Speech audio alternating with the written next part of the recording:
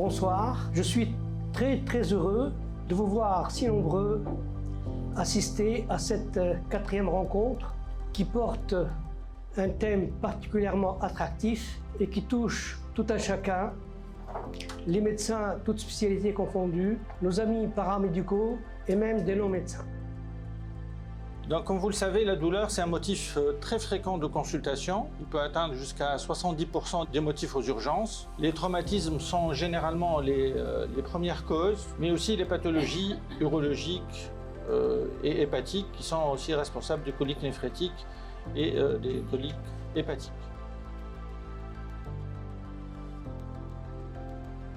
J'ai le plaisir de vous parler aujourd'hui de la physiopathologie et de la nouvelle classification des douleurs.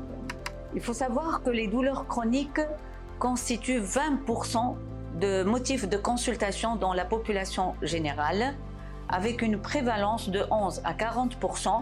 Elles touchent beaucoup plus les femmes que les hommes, surtout après l'âge de 40 ans. La douleur du cancer, elle est présente dans 30 à 45% chez les patients cancéreux. Donc, elle peut être des fois un motif de diagnostic. Sinon, à un stade avancé, 75% des patients ont des douleurs. 3 malades sur 4 présentent des douleurs. Et c'est des douleurs, je vous assure, c'est des douleurs intenses. C'est des douleurs invalidantes. Donc, dans 40 à 50% des cas, elle est moyenne. Sinon, elle est très forte de 25 à 30% des patients. Donc là, l'importance de l'échelle visuelle analogique qu'on essaie d'introduire dans les services de réanimation, dans les consultations. En fait, c'est le thermomètre de la douleur. En première intention, donc on peut utiliser tout ce qui est gabapentine, amitriptyline. Et ce qui est nouveau, c'est que le tramadol, donc depuis le départ, il est en 2e intention. La prégabaline, elle passe en 2e intention et n'est plus prescrite en 1re intention. Et les opioïdes forts, c'est en 3e intention.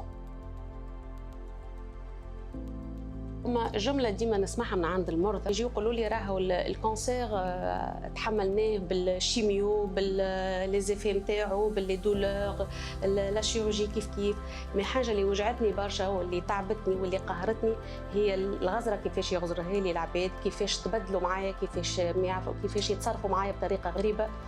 Tout ça impacte vraiment et peut avoir des effets néfastes sur la qualité de vie du patient, sur tout le parcours du soin du malade.